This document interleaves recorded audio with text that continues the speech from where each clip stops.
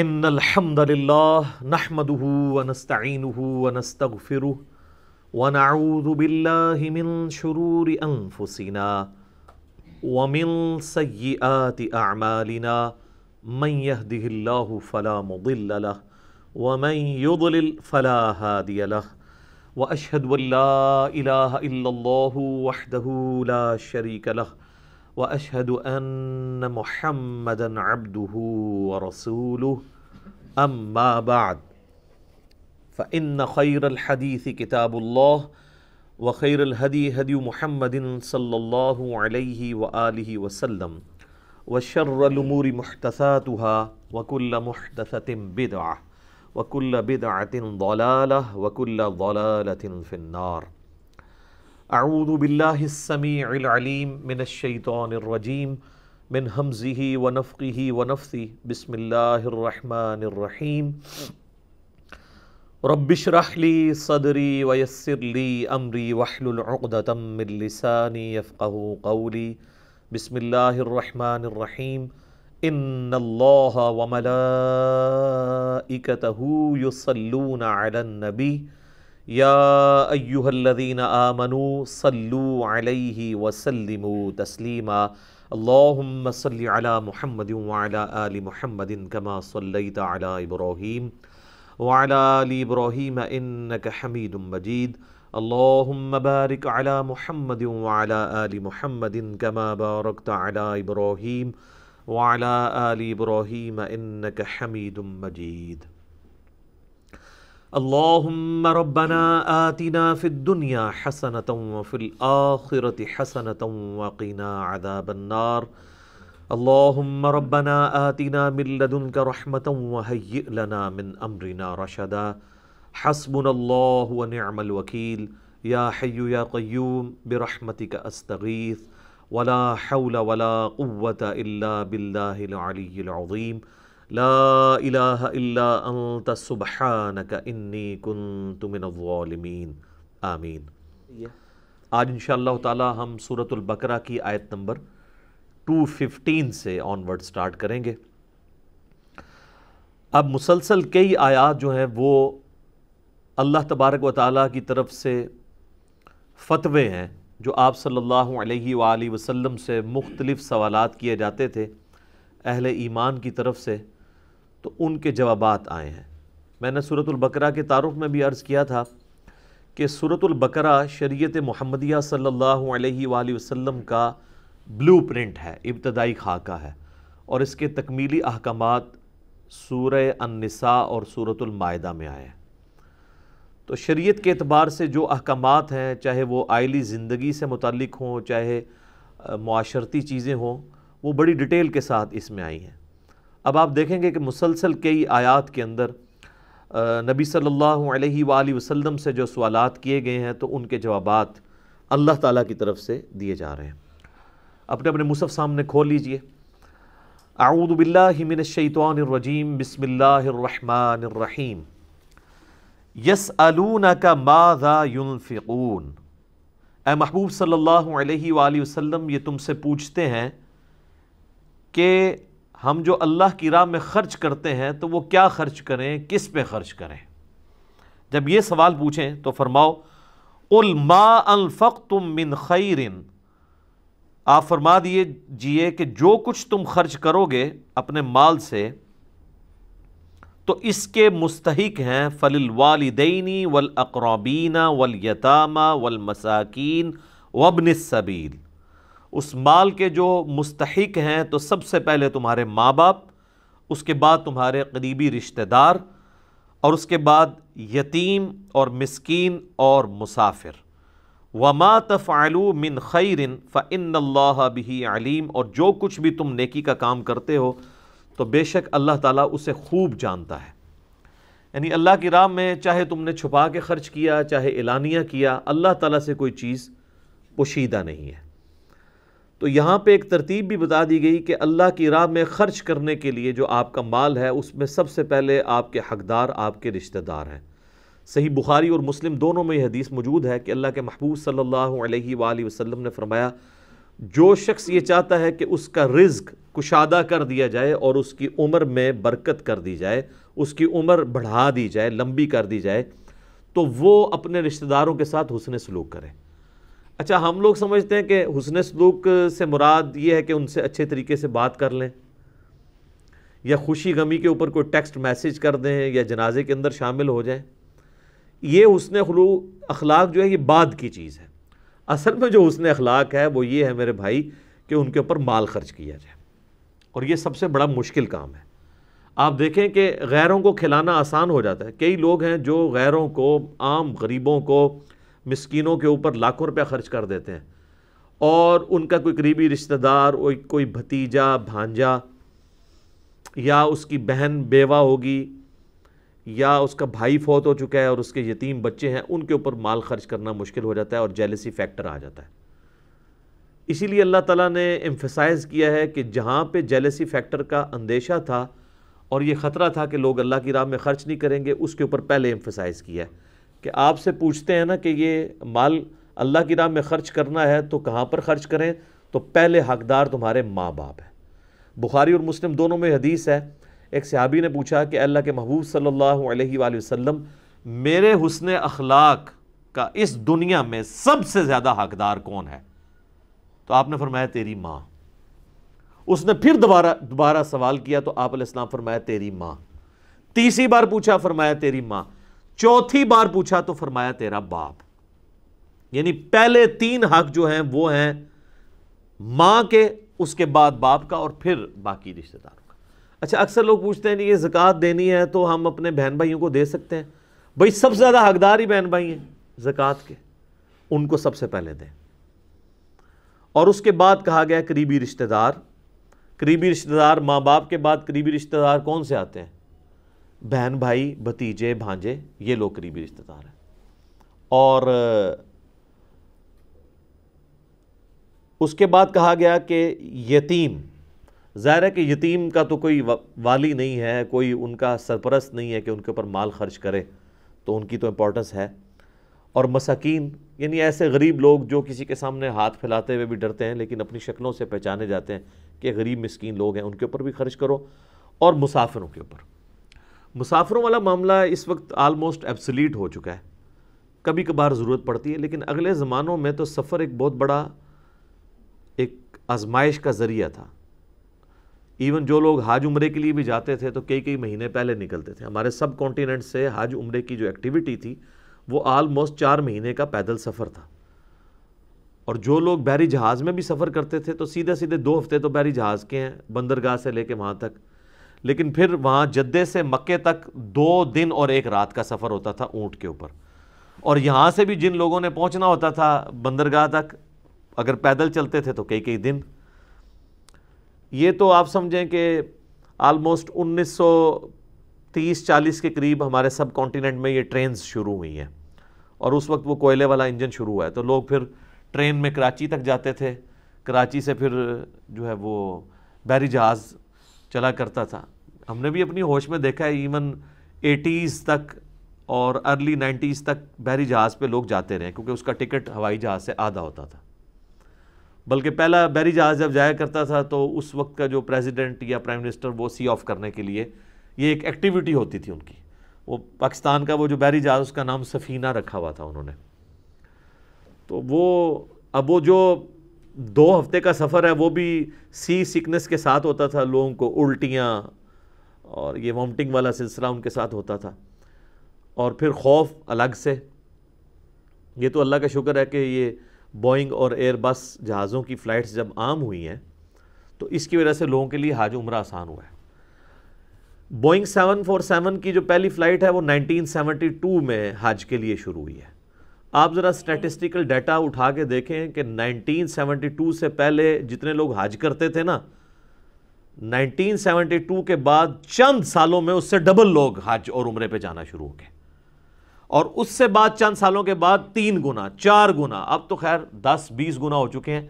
یہ اصل میں جو برکت ہے وہ ہوائی جہاز کی ہے۔ آج آپ ایئر فلائٹس بند کر دیں، یہ حج عمرے کے اوپر جو لاکھوں لوگ آپ کو جاتے نظر آ رہے ہیں نا، سیٹھ ہر سال وہ عمرے میں اعتکاف بیٹھنے کے لیے گئے ہوتے ہیں، تو میرے بھائی 4 مہینے اپنا کاروبار بند کر کے کون حج اور عمرے پہ جائے گا؟ اور اس میں بھی گوروں کو آپ دعائیں دیں، اللہ تعالیٰ جن لوگوں نے یہ محنت کی ہے اس کے بدلے ان کو ایمان کی دولت عطا فرمائے، یہ بڑی نیکی کر دی ہے۔ کہاں پہ 4 مہینے کا سفر سب کانٹیننٹ سے، اور کہاں پہ ایگزیکٹ 4 گھنٹے میں آپ اسلام آباد سے جدے 4 گھنٹے کے اندر اتر جاتے ہیں، آپ کو پتہ بھی نہیں چلتا۔ اگر پیچھے کی تھکاوٹ ہے تو آپ 4 گھنٹے سوتے ہیں تو اچانک اناؤنسمنٹ ہوتی ہے کہ جی اتر جائیں، اور وہ ایئر کنڈیشن ماحول، کھانا بھی آپ کے سامنے پیش کیا جا رہا ہے۔ اب ذرا آپ ان 4 مہینوں کو امیجن کریں جس میں آپ کو جنگلوں کا سفر کرنا ہے، وہاں پہ آپ کو راستے سے قافلے لوٹنے کا اندیشہ ہے، جنگلی جانوروں کا اندیشہ ہے، راتیں 4 مہینے میں کتنی آنی ہیں، ایک رات گھر سے باہر گزارنا مشکل ہو جاتی ہے۔ اور جنگلوں میں اگر آپ کو 4 مہینے کی راتیں، روزانہ رات گزارنا ایک ایکٹیویٹی ہوتی تھی۔ لوگ رات کے وقت الاؤ یعنی یہ بڑی بڑی آگ جلایا کرتے تھے کہ بھئی جنگلی جانور نہ حملہ کر دیں، اور کچھ لوگ رات کے وقت پہرا کر دیا کرتے تھے۔ آپ امیجن نہیں کر سکتے، وہ زندگی میں وہ ایک حج کرنا بھی مشکل ہے۔ یہ آج کل جو حج جو ہے وہ مذاق بنا ہوا ہے، آلموسٹ آپ دیکھ لیں ہر سال لوگ حج عمرے پہ گئے ہوتے ہیں۔ تو یہ ایئر فلائٹس کی برکتیں، ادروائز تو یہ آلموسٹ بڑا مشکل کام تھا۔ اس وقت انسان کو یہ قدر آتی ہے کہ واقعی یار یہ اسلام کا 5واں فرض ہے۔ ابھی تو فیل ہی نہیں ہوتا، لوگ اسے ایک پکنک کے طور پہ لے رہے ہوتے ہیں، اور یار حج بھی کرنا ہے، کر لیں گے آپ پہ انشاءاللہ۔ اردو جناب جو حج کرتا تھا پھر وہ وہاں پہ بھی جا کے جو ایکٹیویٹیز تھیں، ہوٹلوں میں رہنا، ریگستانی سفر، کئی لوگ تو مدینہ شریف جاتے ہی نہیں تھے کہ بھئی وہ حج کا حصہ نہیں ہے، واپس آ جایا کرتے تھے کہ اتنی تکلیف ہم مزید سفر کی کیسے کاٹے، ظاہر ہے فیملی کے ساتھ مشکل ہوتا تھا۔ صفا اور مروہ کی صحیح جو اس وقت چلڈ ماحول کے اندر ہو رہی ہے، یہی بہت بڑی ایکٹیویٹی تھی۔ لوگ جب وہ بازاروں کے اندر سے گزر کے وہ 7 چکر لگانے پڑتے تھے تو اتنی لو کے اندر لگ پتہ جاتا تھا۔ آپ ذرا ادھر مجھے 7-8 کلومیٹر پیدل چل کے بتائیں نا دھوپ کے اندر، تو آلموسٹ 7-8 کلومیٹر بن جاتے ہیں صفا مروہ کی جو صحیح ہے، اور اتنی گرمی کے اندر ایک مشکل ایکٹیویٹی ہوا کرتی تھی۔ تو اب تو یہ معاملات بہت زیادہ آسان ہو گئے۔ تو اس زمانے میں وہ بات کہاں سے کہاں نکل گئی، جو مسافر ہے وہ بیچارہ رسک کے اوپر ہوتا تھا، راستے میں اگر قافلے پہ حملہ ہو گیا ہے، 2 مہینے کا سفر کیا ہے، اب نہ وہ آگے جانے کے قابل ہے نہ پیچھے آنے کے، تو اب وہ زکوٰۃ کا سب سے زیادہ حقدار ہے۔ آپ یہ دیکھ لیں سرائے، یہ ہمارا جو یہ سرائے علمگیر ہے، یہ سرائے ہوا کرتی تھی مسافروں کی، کسی زمانے کے اندر لوگ رکتے تھے، رات کو کسی کی جیب کٹ گئی ہے، اب وہ بیچارہ واپس نہیں جا سکتا۔ آج کا دور نہیں ہے کہ وہ ایزی پیسہ یا ایزی لوڈ کروا لے یا پیسے منگوا لے، بڑی مشکل ہوتی تھی مسافر کے لیے زندگی۔ تو پھر قرآن پاک میں اس لیے ایمفسائز کیا گیا کہ زکوٰۃ کا بھی حقدار مسافر بھی ایک اس کیٹیگری میں فال کرتا ہے۔ اگر وہ مسافر ہے، اچھا مسافر چاہے غریب ہے یا امیر ہے، وہ زکوٰۃ کا حقدار ہے، چونکہ غریب الوطنی میں پیسہ نہیں منگوا سکتا، اس میں زکوٰۃ بھی لگ جائے گی چاہے وہ ارب پتی بندہ ہے۔ اور پھر یہ بھی اس زمانے میں ممکن نہیں تھا کہ آپ 2 مہینے کا سفر کہیں کر کے گئے ہوئے اور وہاں پہ آپ کسی کو کہیں کہ میں واپس جب جاؤں گا تو تمہیں پیسے بھجوا دوں گا۔ یہ تو آج کل منی آرڈر اور یہ ایزی پیسہ اور یہ سارے ایشوز جو ہے نا وہ آن لائن سسٹم شروع ہوا ہے کہ جناب آپ ادھر فون کرتے ہیں اور کہتے ہیں جی اتنے دکان تے کھلو جا، میں انہیں بھیجن لگوں پیسے، اور ساتھ ہی وہاں شناختی کارڈ دے کے آپ پیسے نکلوا لیتے ہیں۔ یہ تو بڑا مبارک دور ہے، اس زمانے میں ایشو تھا۔ آج بھی آپ نے کئی دفعہ مسجدوں کے اندر لوگوں کو دیکھا ہوگا کہ وہ کہتے ہیں جی ہماری جیب کٹ گئی ہے تو ہم نے فلاں جگہ سے آئے تھے، اکثر تو زیادہ فراڈی ہی ہوتے ہیں، لیکن بیچ میں جینون کیسز بھی ہوتے ہیں۔ تو اس کا میں نے کئی دفعہ حل بتایا کہ اس کا حل یہ ہے کہ اگر آپ نے اس طرح کے لوگوں کو اکاموڈیٹ کرنا ہے، ان کے ہاتھ میں پیسے نہ دیں، کیونکہ وہ آپ کی مسجد سے نکل کے ایک اور مسجد میں جا کے کرایہ لیں گے، پھر بازار میں بھی کھڑے ہو کے لوگوں سے کرایہ مانگیں گے۔ اور اس سے بڑا یہ کہ آج کل تو ایک نیا ورژن آ گیا جس میں ایک چھوٹا سا بچہ ایک عورت نے اٹھایا ہوتا ہے، اس کا خامند بھی ساتھ ہوتا ہے، تاکہ ایکسپلائٹ کریں آپ کو۔ کئی تو یہ ہے نا شام کے وقت جی آج ساڑی دیہڑی نہیں لگی، تو وہ دیہڑی ان کی وہی ہوتی ہے جو لگا رہے ہوتے ہیں مانگنے والی۔ تو ایسے مسافروں کا حال یہ ہے کہ آپ ان کو گاڑی کے اندر بٹھا کے آئیں اور کرایہ کنڈکٹر کے ہاتھ میں دیں، اور اس کو یہ کہیں کہ اگر یہ تم سے کرایہ واپس مانگ کے قریبی کسی سٹاپ پہ اترنے لگے تو کرایہ تیرا، اس کو نہیں دینا، تبھی انشور ہوگا نا، ورنہ تو وہ اتر ہی جائے گا۔ پھر کنڈکٹر کو جب یہ انسینٹیو ملے گا تو پھر وہ لے کے بتائے ذرا کنڈکٹر سے کرایہ، تو چلو ایک غریب سے دوسرے غریب کی جیب میں چلا جائے گا، لیکن کم از کم اس فراڈیے سے تو آپ بچ جائیں گے نا۔ تو آپ اس طرح کریں تو کئی غریب جو ہیں ویسے ہی غائب ہو جائیں گے۔ کئی لوگ آ کہتے ہیں جناب روٹی نہیں کھا دی جی صبح دی، پیسے دیو کچھ، تو ان کو آپ روٹی کھلا دیا کریں، تو آپ دیکھیں آدھے لوگ غائب ہو جائیں گے۔ یہ کئی کہتے ہیں نا مزدوری نہیں ملی، تو عثمان بھائی کے پاس بھیج دیں ان کو، ان کے لیے مزدوری کی ارینجمنٹ کر دیں گے، جیسے کہیں گے نا تیرے لیے ارینجمنٹ کرتے ہیں، تو وہ کسی اور کے پاس چلے جائیں گے. وہ ان کو کبھی مزدوری کی عادت بھی نہیں پڑی ہوئی ہوتی، وہ صرف آپ کی نظروں میں ایک مظلوم کے طور پہ اپنے آپ کو پیش کر رہے ہوتے ہیں. تو اللہ تعالیٰ ہمارا جو کچھ بھی اللہ کی راہ میں خرچ کرو گے اللہ تعالیٰ کے علم میں ہے. اس میں وہ حدیث بھی یاد کر لیں جو بخاری و مسلم دونوں میں ہے. نبی علیہ السلام نے فرمایا کہ انسان کہتا ہے میرا مال میرا مال میرا مال، پھر آپ نے وہ پوری سورت تلاوت کی، الہاکم التکاثر حتی زرتم المقابر، تمہیں مال کی کثرت نے ہلاک کر دیا یہاں تک کہ تم نے قبروں کا منہ جا دیکھا، یعنی قبر تک تمہارا مسئلہ حل نہیں ہوتا. حضور نے یہ پوری سورت تلاوت کی، پھر کہا تم کہتے ہو میرا مال میرا مال میرا مال. او بھائی تیرا مال تو وہ ہے جو تو نے کھا لیا یا پہن کر بوسیدہ کر لیا یا اللہ کی راہ میں خرچ کر کے آخرت کے لیے محفوظ کر لیا. 3 مال ہیں آپ کے، ویسے 3 میں سے بھی ایک ہی ہے. جو کھا پی لیتا ہے بندہ بعد میں تو یاد ہی نہیں رہتا، جو پہن کے بوسیدہ کر لیتا ہے وہ تو یاد ہی نہیں رہتا. جو اللہ کے ڈیوائن بینک میں اللہ کی راہ میں خرچ کر کے جمع کروایا وہ تیرا مال ہے، باقی تو تیرے رشتہ داروں کا مال ہے. اور بخاری اور مسلم میں ایک اور حدیث ہے، آپ صلی اللہ علیہ وآلہ وسلم نے فرمایا کہ ابن آدم کے پاس اگر سونے کی 2 وادیاں ہوں نا تو یہ تمنا کرے گا کہ تیسری وادی بھی مجھے سونے کی مل جائے، اس کا پیٹ صرف قبر کی مٹی بھر سکتی ہے.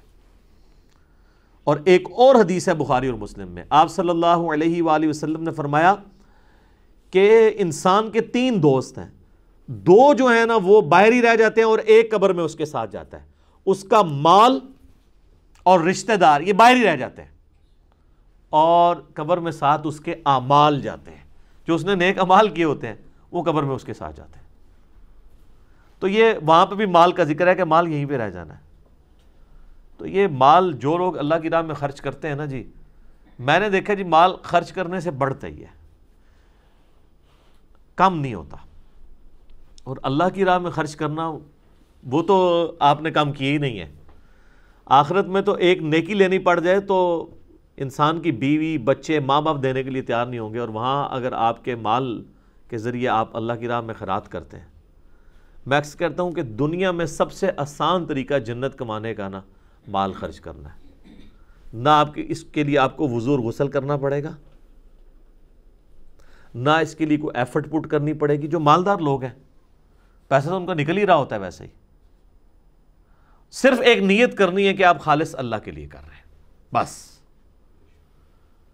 باقی نماز میں تو فل کنسنٹریشن چاہیے، خشوع خضوع چاہیے، وہ ادھر نہیں چاہیے آپ کو، اور ایک ایفرٹ پٹ کرنی پڑے گی. اس میں تو بس آپ نے ایک فیصلہ کرنا ہے. جو شفاق احمد صاحب کہا کرتے تھے نا کہ اس کے لیے صرف ایک فیصلے کی ضرورت ہے کہ کھٹا لینا ہے یا میٹھا. طلب سچی ہو اور پیاس جان لیوا ہو تو اللہ تعالیٰ انسان کو خود ہدایت کے راستے تک پہنچا دیتا ہے. تو یہ آپ نے اندر کی وہ کمٹمنٹ اللہ کے لیے شو کرنی ہے.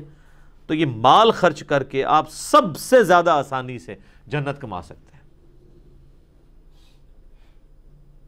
اور وہ جو بخاری اور مسلم میں حدیث ہے کہ 7 لوگوں کو اللہ کا سایہ نصیب ہوگا اس دن جب اللہ کے سائے کے سوا کوئی سایہ نہیں ہوگا. اس کی محدثین نے تعویل بھی کیا کہ اللہ کے سائے سے مراد اللہ کے عرش کا سایہ ہے. اس میں ایک شخص وہ بھی ہے کہ جو دائیں ہاتھ سے صدقہ کرے اور بائیں کو خبر نہ ہو. قرآن پاک میں سورۃ البقرہ میں ہم پچھلی آیات کے اندر پڑھ چکے ہیں نا کہ اللہ کی راہ کے اندر جو خرچ کرتے ہو نا اس کو لوگوں کو جتا کر اس مال کو ضائع مت کرو. پھر اللہ تعالیٰ نے اس کی مثال دی ہے کہ یہ تو اسی طریقے سے ہے جیسا کہ ایک چٹیل سا پتھر ہو اور اس کے اوپر مٹی پڑی ہوئی ہو اور تیز بارش آئے تو وہ بالکل دھل جائے گا نا. اس طرح تمہارے نام مال سے نیکیاں دھل جائیں گی، ختم ہو جائیں گی اگر تم نے ریاکاری کے لیے نیکی کی. پھر اللہ تعالیٰ نے ایک اور مثال دی کہ ذرا یہ اس کو کے اوپر تصور کرو کہ تم موت کے منہ میں پہنچ چکو، نزع کا عالم شروع ہو جائے، موت تمہاری قریب ہو اور تمہارے چھوٹے چھوٹے بچے ہوں اور تمہارے پاس ایک ہی باغ ہو جس کے ذریعے ان بچوں کا گزر بسر ہوتا ہو، تو تمہیں اپنی موت کے وقت اپنے بچوں کی کتنی ٹینشن ہوگی. جبکہ اچانک اسی حال میں ایک بگولا آئے آگ کا اور تمہارے اس باغ کو بھی جلا دے. موت بھی آدم کی ہے، ایک سورس آف انکم تھا وہ بھی اس وقت میں ختم ہو گیا، تو اب تمہیں کتنی ٹینشن ہوگی کہ میرے مرنے کے بعد میرے بچوں کا کیا بنے گا؟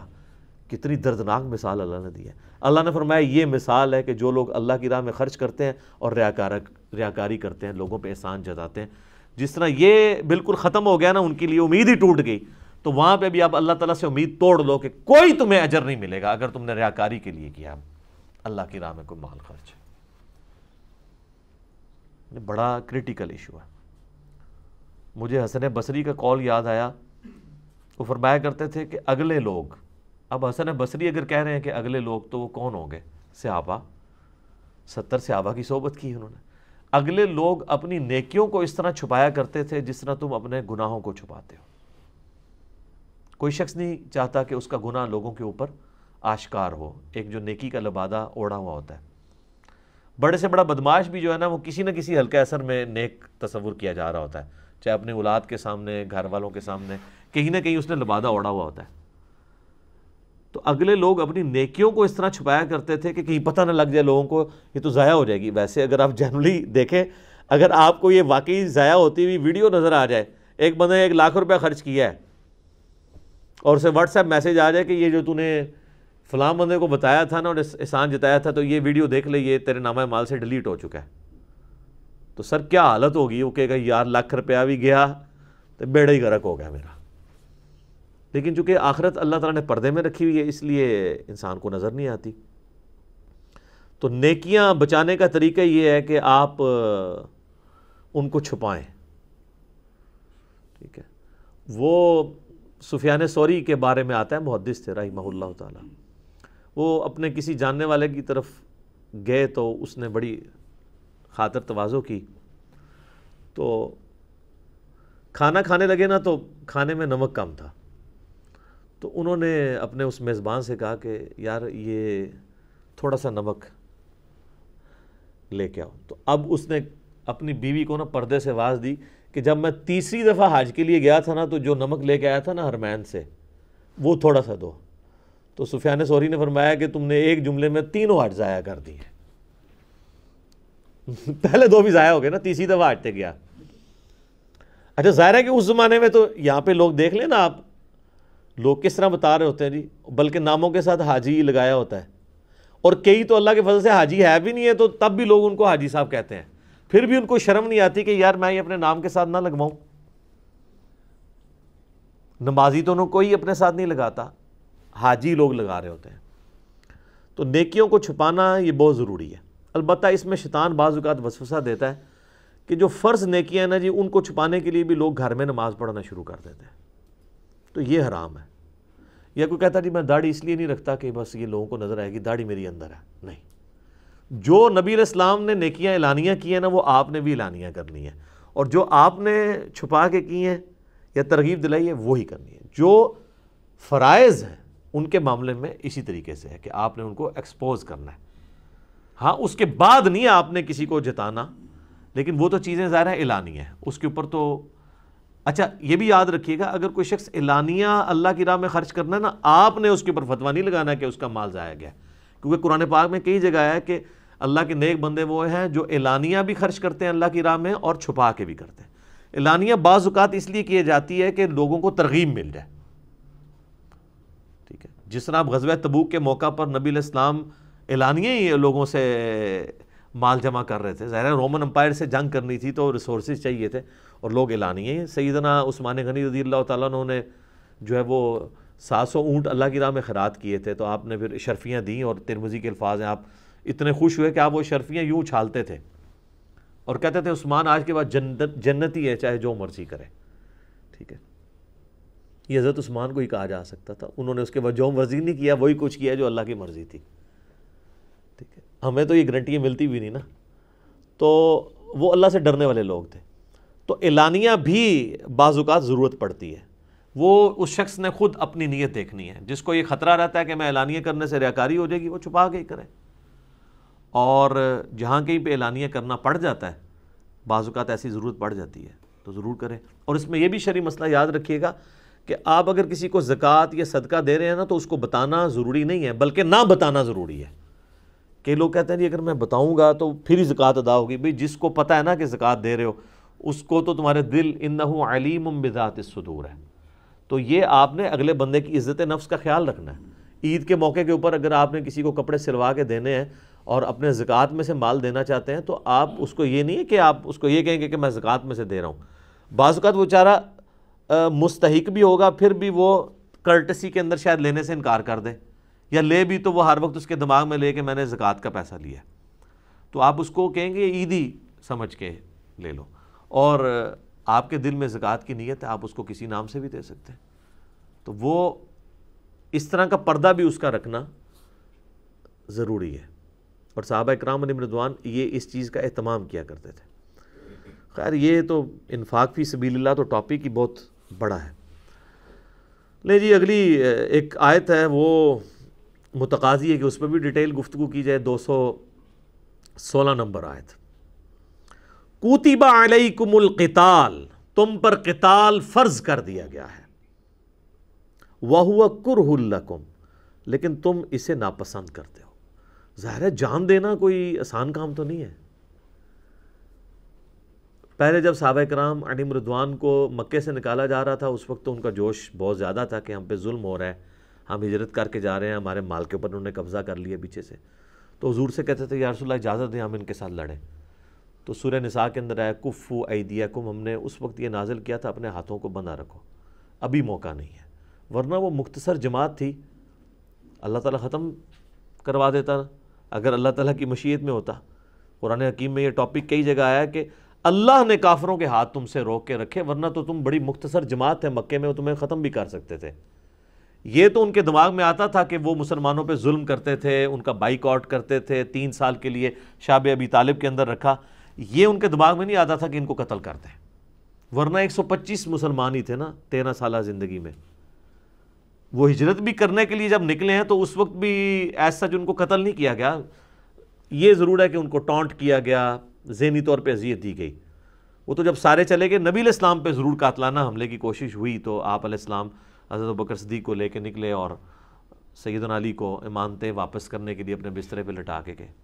ادروائز وہ 13 سال میں آپ علیہ السلام کے کوئی ایک واقعہ بھی نہیں آپ کو ملے گا کہ انہوں نے کہیں حضور کو قتل کرنے کی سازش کی ہو یا آپ پہ کبھی قاتلانہ حملہ ہوا ہو. کو ایگزسٹ کر رہے تھے. ظاہر ہے وہ تھوڑا یہ بھی خیال کرتے تھے کہ ہم قریش ہیں, ایک دوسرے کی ہمیں خیال بھی رکھنا چاہیے. خاندانی وہ معاملہ بھی تھا.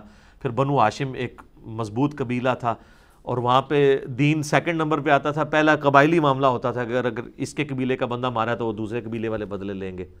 تو اس لیے یہ ساری چیزیں تھیں. اللہ تعالیٰ نے وہ کتنی پروٹیکشن رکھی ہوئی تھی.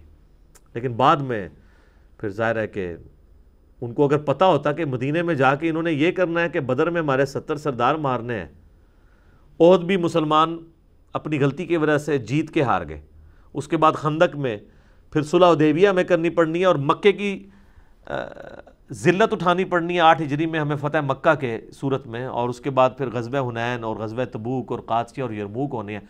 تو یہ اگر بات ان کو یکم ہجری میں پتہ ہوتی تو مسلمانوں کو ہجرت کر کے 125 بندوں کو, یہ وہ 125 بندے تھے جنہوں نے آئندہ 17 سال کے اندر دنیا کی کایا کلب کرنی تھی. اگر ان کو پتہ ہوتا تو وہ ان کے ساتھ یہ نہ کر دیتے. تو جب وہ نیا اس وقت جوش تھا, حضور کی طرف سے اجازت نہیں تھی, اللہ کی طرف سے اجازت نہیں تھی. پھر اللہ تعالیٰ نے سورہ محمد نازل کی صلی اللہ علیہ وآلہ وسلم, اور سورہ محمد کا آپ کو پتہ ہے دوسرا نام کیا ہے؟ سورہ قتال. جو لوگ قتال سے, جہاد سے شرمندہ ہیں تو وہ سمجھ لیں وہ اپنے نبی سے شرمندہ ہے. ان کو اپنے ایمان کی فکر کرنی چاہیے. تمہارے نبی کے نام پہ جو سورت ہے نا اس کا نام ہی سورہ قتال ہے. یعنی نبی علیہ السلام کو اللہ نے تلوار کے ساتھ اتارا ہے. یہ تلوار اس لیے نہیں تھی کہ ایک دوسرے کا گلا کاٹا جائے. یہ وہی ہے جو علامہ وحید الدین خان صاحب نے کتاب لکھی ہے نا, اسلام دور جدید کا خالق. اسلام نے رومن اور پرشین کی بدماشی جو ہے وہ تلوار کے زور سے اکھاڑی ہے, اور اس کے بغیر ہو ہی نہیں سکتا. آپ دنیا کا کوئی سرجن لیں, وہ بغیر نشتر چلائے تو آپ کا اپینڈکس یا بائی پاس کا آپریشن تو نہیں کر سکتا. ایک بڑی کاز کے لیے آپ کو یہ نشتر چلانا پڑتا ہے. تو رومنز اور پرشین کی صدیوں کی بدماشی کو اکھاڑنے کے لیے صحابہ کرام کی تلوار اللہ تعالیٰ نے مسلط کی. سورہ توبہ کی آیت نمبر 14 ہے کہ اللہ تعالیٰ چاہتا ہے کہ مسلمانوں کی تلواروں کے ذریعے ان کے اوپر عذاب استحصال لے کے آئے, جو اگلی امتوں پر چنگھاڑ کی شکل میں طوفان کے ذریعے یا سمندر میں غرق کر کے اللہ کی طرف سے عذاب استحصال آتا تھا انبیاء کی مخالفت پہ، ہمارے نبی علیہ السلام کے کیس میں وہ قتال کی شکل میں ہے۔ یہ جہاد کے پیچھے وہ ایک حکمت تھی، نبی علیہ السلام کی خصوصیت ہے، قتال بھی اور یہ کتاب بھی۔ آپ کا معجزہ بھی جو ہے وہ فزیکل فنامنا آف نیچر کو توڑنے والا نہیں ہے، بلکہ کتاب کی شکل میں ہے۔ اور آپ علیہ السلام کا جو عذاب استحصال ہے آپ کے مخالفین کے اوپر، آپ کے کیس میں، وہ بھی ڈیفرنٹ ہے، وہ قتال کی شکل میں۔ اسی پہ میرا مسئلہ نمبر 85 ہے، قرآن اور قتال ہمارے محبوب صلی اللہ علیہ وآلہ وسلم کی دو خصوصیات۔ تو بعد میں جب قتال کا حکم آیا تو پھر ظاہر ہے ہر بندہ تو مرنے کے لیے تیار نہیں ہوتا، تو اللہ تعالیٰ فرما رہا ہے کہ تمہیں اب یہ برا لگ رہا ہے کہ جان بھی دینی پڑے گی۔ اس ٹائم جب بندے کو غصہ ہوتا ہے نا تو اس وقت تو بندہ کہتا ہے یا میں خود مر جاؤں یا اس کو مار دوں، لیکن جب مدینے میں جا کے رک گئے، سٹیبل لائف ہو گئی، آہستہ آہستہ دکھ درد بھی بھولنے شروع ہو گئے، تو وہ جہاد کا جو تڑپ ہے وہ ٹھنڈی پڑ گئی۔ اب یہ آیات اس وقت نازل ہو رہی ہیں کہ ابھی غزوہ بدر بھی نہیں ہوا، یہ ذہن میں رکھیے گا۔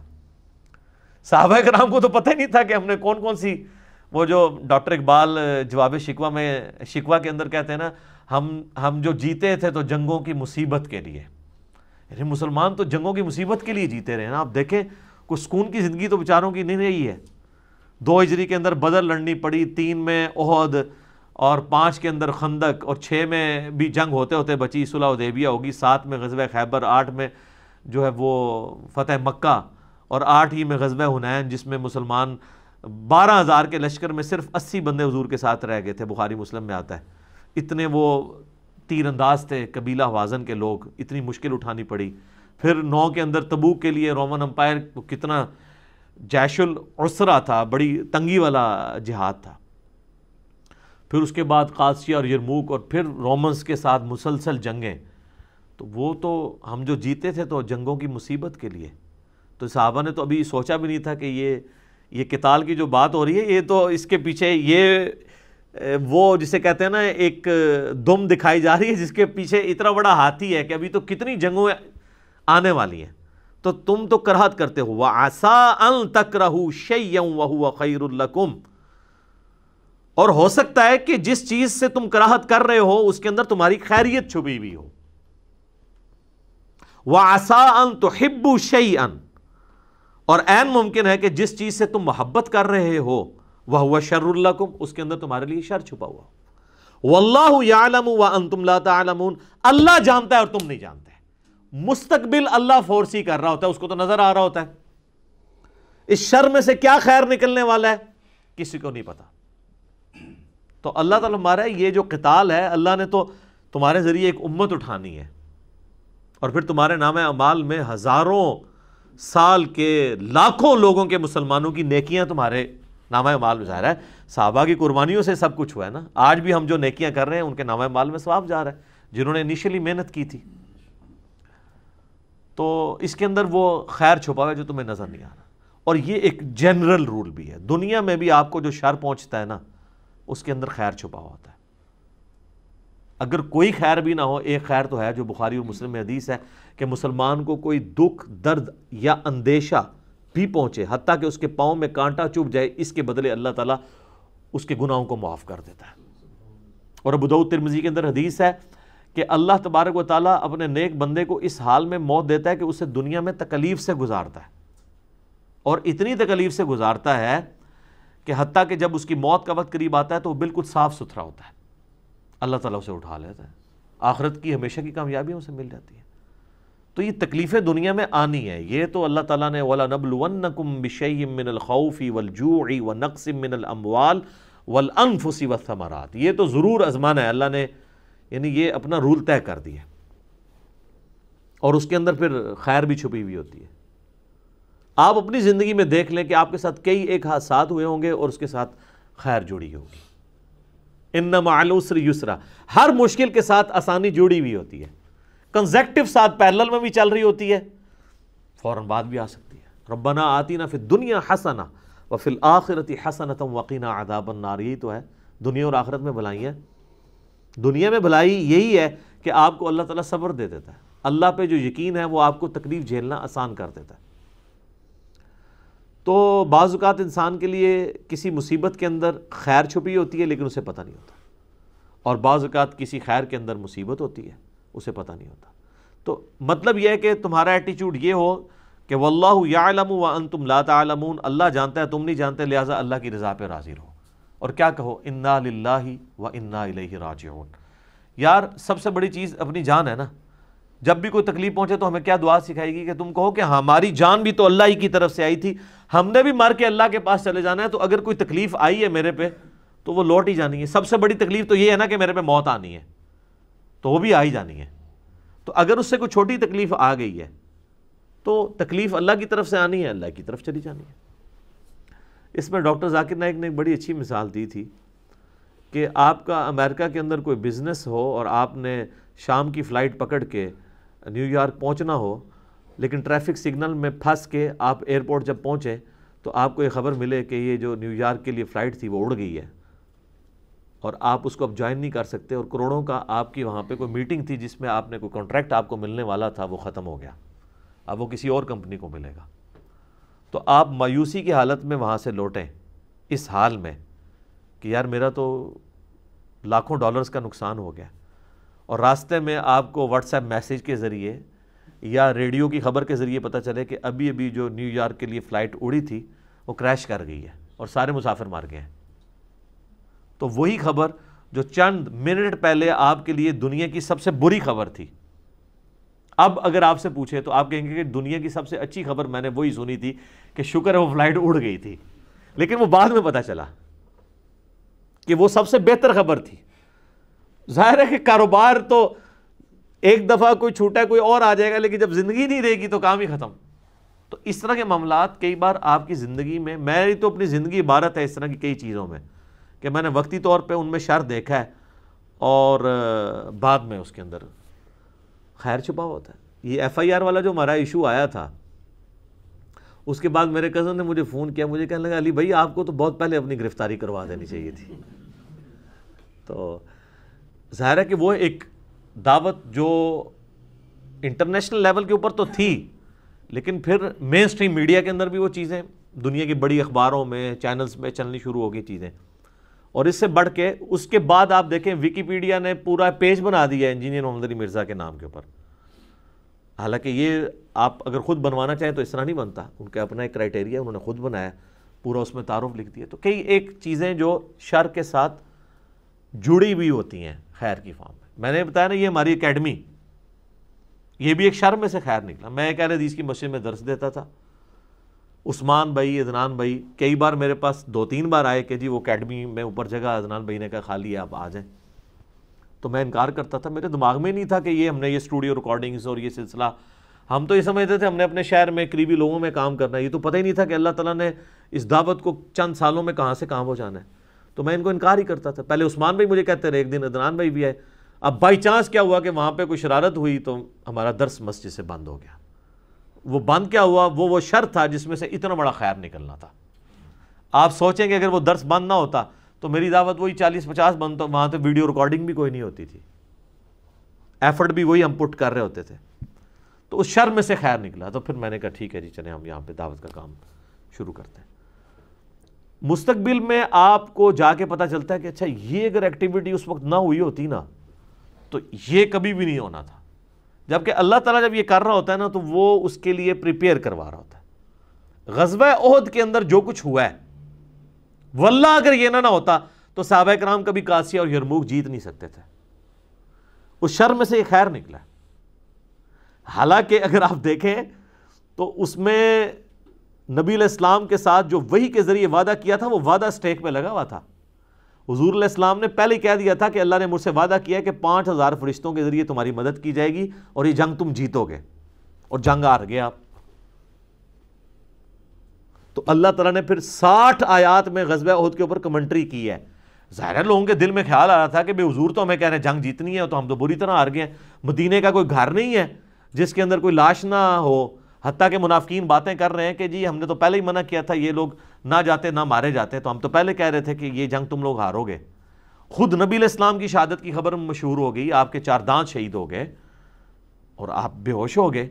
اس کی وجہ سے آپ کی وہ افواہ پھیل گئی آپ کے بارے میں، صحابہ کرام نے تلواریں پھینک دی، ظاہر ہے ان کا مورائل بالکل زیرو پہ آ گیا۔ جو غزوہ بدر میں اتنا اوپر تھا، اوپر سے یہ بھی دل میں وسوسے بھی آتے ہوں گے کہ یار حضور نے تو وعدہ کیا تھا ہم جیتیں گے، یہ ہمارے ساتھ کیا ہو گیا؟ تو اللہ نے پھر 60 آیات کے اندر نا صحابہ کرام کو ڈانٹ پلائی کہ تم نے کیا کیا، حضور کی نافرمانی کی وجہ سے ہوا۔ لیکن آپ دیکھیں کہ نبی صلی اللہ علیہ وآلہ وسلم جب بات سٹارٹ کی ہے نا تو سب سے پہلے یہ دیکھیں، ایک ٹیچر کا سٹائل ہوتا ہے،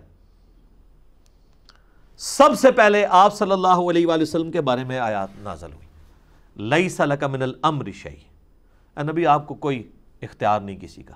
آپ سے بدعا نکل گئی تھی نا خالد ابن ولید کے بارے میں کہ اللہ ایسی، بخاری مسلم الفاظ ہیں، اللہ ایسی قوم کو ہدایت کیسے دے گا جنہوں نے اپنے نبی کا چہرہ خون سے رنگ دیا۔ تو اللہ نے سب سے پہلے نبی علیہ السلام کے اوپر گرفت فرمائی کہ آپ کو تو کوئی اختیار نہیں، اللہ چاہے تو ان کی توبہ بھی قبول کر لے، اور بعد میں کی، اور اسی مبارک زبان سے سیف اللہ کا لقب بھی دلوایا، اللہ ہی اللہ ہے۔ اس کے بعد پھر صحابہ کرام کو ایک ایک کر کے اللہ تعالیٰ نے نا معاف بھی کیا۔ پھر حضور علیہ السلام کو بھی کہا کہ اتنی جو میں نے صحابہ کرام کے ساتھ گفتگو سخت کی ہے تو اس کا رزلٹ یہ نہ نکلے کہ اب آپ ان کو مشورے میں شامل کرنا چھوڑ دیں۔ تو وہ الفاظ آئے کہ اے نبی اگر آپ تند خو ہوتے، آپ کی زبان میں سختی ہوتی تو یہ صحابہ آپ سے کب سے دور ہو چکے ہوتے۔ یہ آپ کی نرمی ہے کہ آپ کے قریب رہتے ہیں، آئندہ بھی آپ نے اپنے مشورے میں اسے شامل رکھنا ہے ان کو، اور ان کی غلطیوں سے درگزر کرنا ہے۔ اور پھر اللہ نے فرمایا کہ ہم نے فتح دے دی تھی اپنے نبی سے جو وعدہ کیا تھا، حتیٰ کہ تم نے ڈسپلن لوز کیا۔ وہ جو درے کے اوپر 50 لوگ تھے، صرف 15 رہ گئے، 35 نے مال غنیمت کے لیے وہ چھوڑ دیا، جو بخاری مسلم میں آتا ہے۔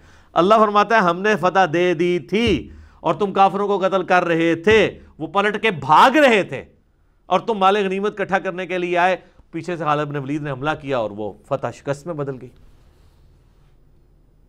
تو یہ بھی نہ کہ دماغ میں رکھنا کہ اللہ تعالیٰ نے کوئی وعدہ خلافی کی ہے یا ہمارے نبی کی زبان جو ہے وہ سچی ثابت نہیں ہوئی، فتح ہو گئی تھی، فتح شکست میں بدلی تمہاری وجہ سے۔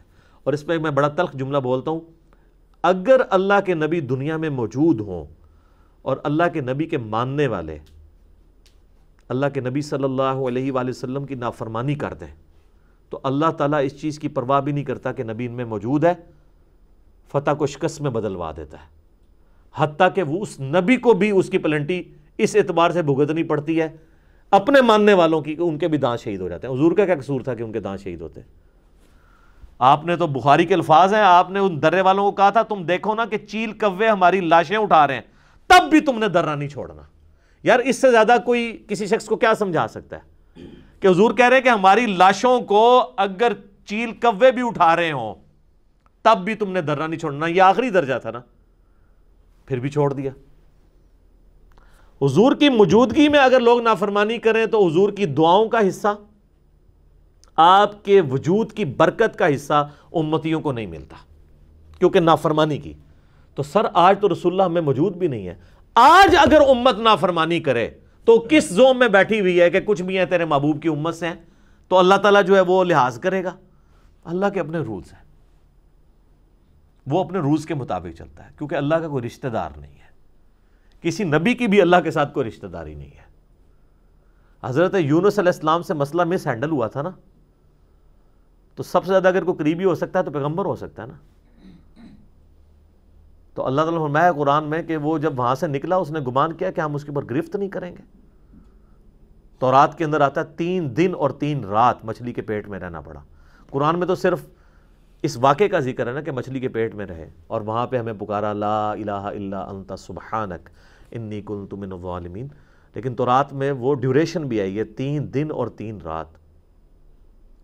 سر آپ 1 دن اور 1 رات اندھیرے کے اندر کبھی گزار کے اکیلے دیکھیں، اور پھر مچھلی کے پیٹ کے اندر جہاں پہ تعفن بھی ہو اور یہ بھی امید نہ ہو کہ پتہ نہیں میں نے زندہ بچنا ہے نہیں بچنا، کیا بننا ہے میرے ساتھ، یہ بہت بڑی ایک تکلیف دہ چیز ہے۔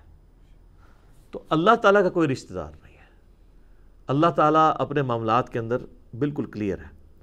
تو قتال سے یاد آیا کہ قتال والے معاملے میں اگر کسی کو کوئی وہم بھی ہے کہ اس کے ذریعے جو ہے وہ پتہ نہیں میرے ساتھ کیا بنے گا، تو اس کے اندر اللہ نے خیر چھپایا ہوا ہے۔ یعنی تعویل خاص کے اعتبار سے قتال کے بارے میں، ویسے یہ جنرل چیز ہے کہ شر کے اندر خیر چھپا ہوا ہوتا ہے، اور بعض اوقات کوئی خیر ہوتا ہے نا، وہ آپ خیر اس کے سمجھ رہے ہوتے ہیں، اس کے اندر شر ہوتا ہے۔ یہ کتنے لوگ ہیں وہ بڑے خوش ہوتے ہیں حرام کے ذریعے کمال کے، کہتے ہیں اللہ کا بڑا فضل ہے، لیکن وہ فضل نہیں ہوتا، اس کے اندر شر چھپا ہوتا ہے۔ یسألونک عن الشہر الحرام قتال فی، اے نبی تم سے یہ پوچھتے ہیں کہ جو حرمت والے مہینے ہیں ان میں قتال کیا جا سکتا ہے؟ حرمت والے مہینے کون سے ہیں؟ سورہ توبہ میں آیا کہ 4 مہینے ہیں وہ، لیکن ان کے نام نہیں آئے کیونکہ مشرکین عرب کو پتہ تھے وہ کون سے ہیں۔ بخاری مسلم میں یوم النحر والا خطبہ ہے جو آپ علیہ السلام نے حجۃ الوداع کے موقع پر قربانی والے دن دیا تھا، اس میں آپ نے فرمایا کہ 4 مہینے حرمت والے ہیں، 3 کنزیکٹیو ہیں، ذی قعدہ، ذوالحجہ اور محرم، اور چوتھا رجب کا مہینہ۔ اس میں قتال مشرکین عرب بھی حرام سمجھتے تھے، البتہ وہ کتے کو حلال کرنے کے لیے جب کبھی جنگ کرنی ہوتی تھی تو کہتے تھے اس دفعہ رجب جو ہے نا وہ رمضان کی جگہ پہ ہم شفٹ کر رہے ہیں، تو اس طریقے سے وہ کرتے رہتے تھے، حتیٰ کہ بخاری مسلم کے الفاظ ہیں، آپ نے آخری خطبہ جو یوم النحر کا دیا آپ نے فرمایا زمانہ گھوم گھما کے اپنی اصلی جگہ پہ واپس آ گیا۔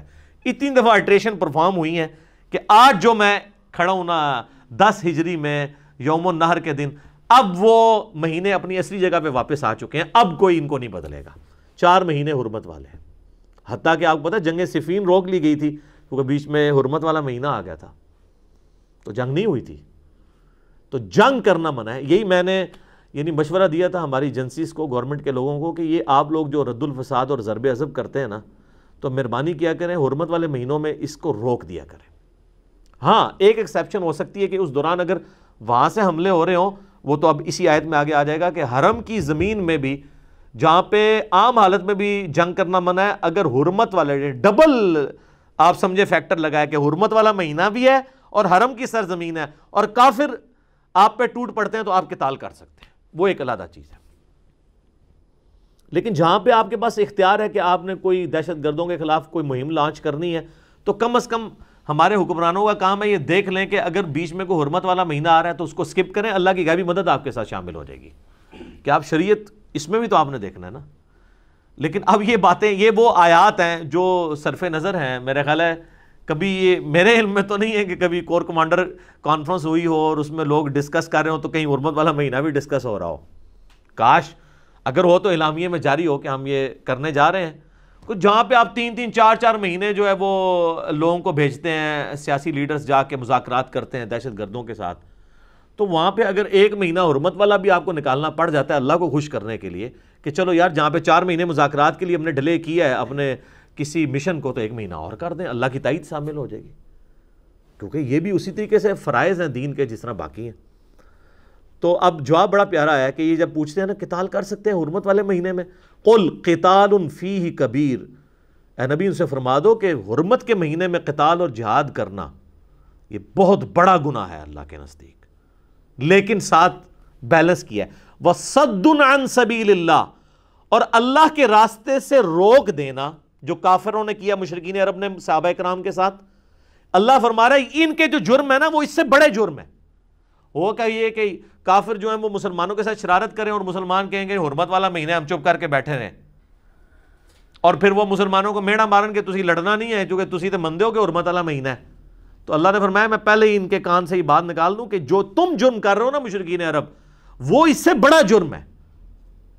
حرمت والے مہینے کی آپ کو بڑی قدر ہے اور آپ نے مسلمانوں کو اتنا ظلم کے ساتھ نکلنے میں مجبور کیا ہے کہ وہ اپنی ساری جائیداد سے محروم ہو گئے ہیں، وہاں جا کے بیچارے غریب ہو گئے، وہ نہیں تمہیں نظر آ رہا؟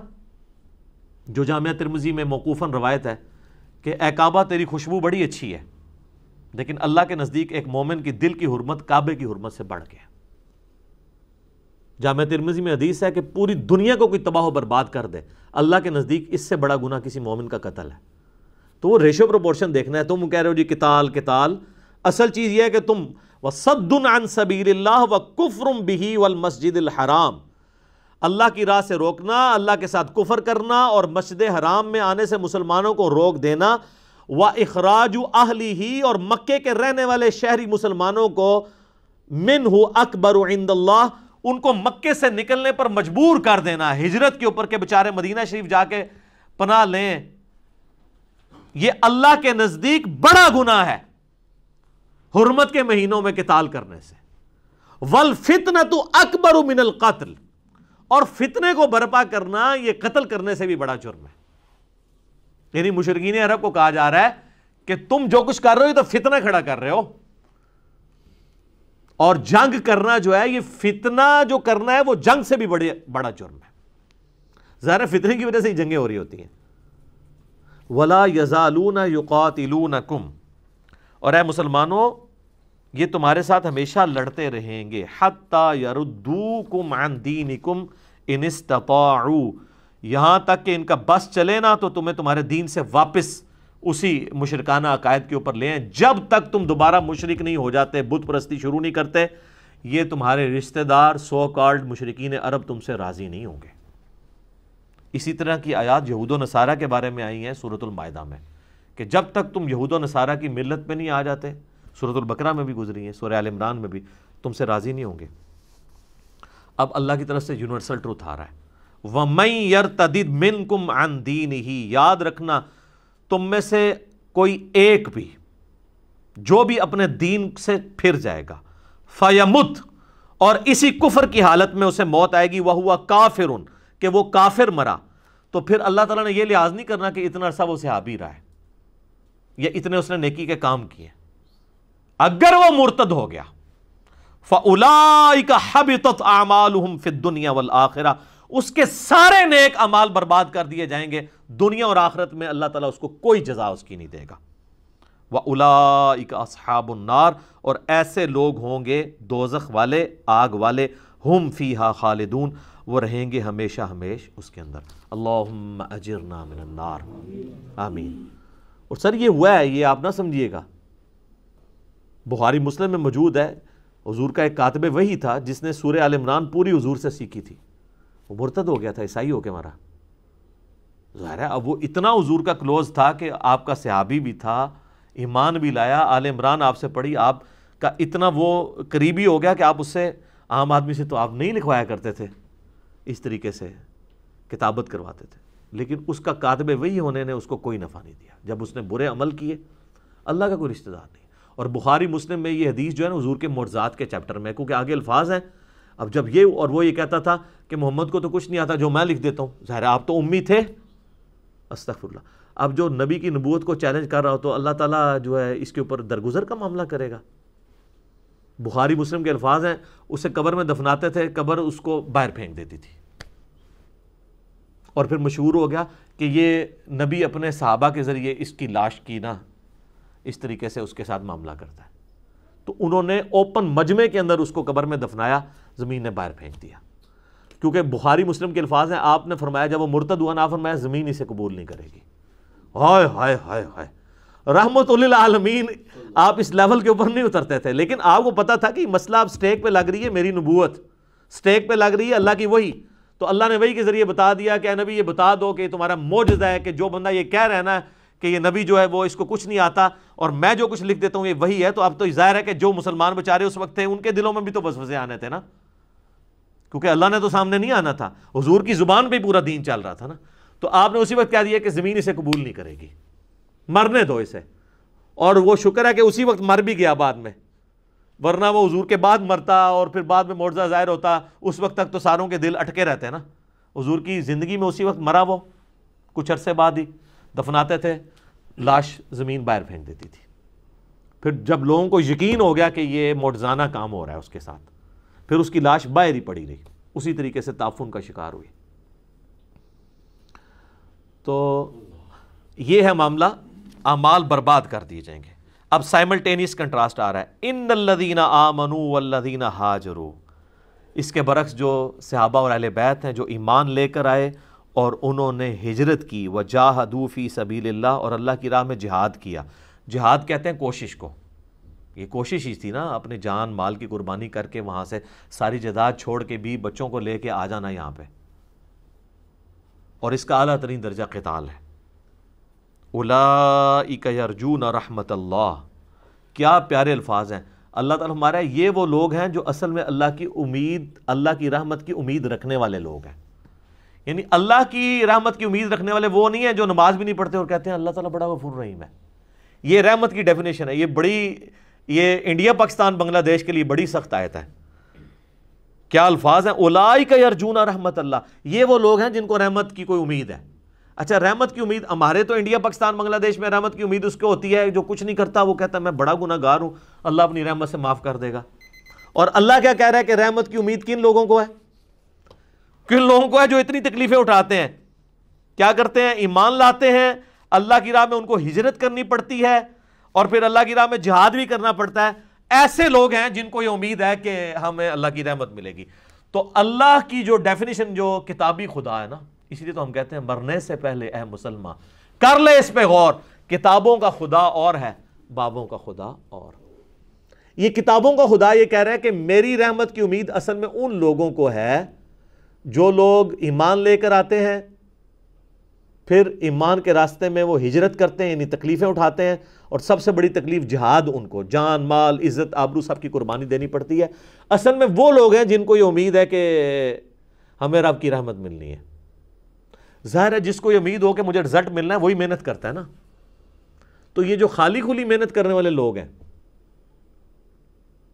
آپ دیکھیں میں بڑے بڑے یعنی لوگوں کو دیکھتا ہوں، یہ کئی اینکرز ہیں، وہ جناب ذرا اللہ رسول کی بات کرتے ہیں ان کی آنکھوں میں آنسو آ جاتے ہیں، ٹیشو پیپر بھی نکال لیتے ہیں، حالانکہ ان کی زندگی میں اللہ رسول کسی جگہ پہ موجود نہیں ہوتا۔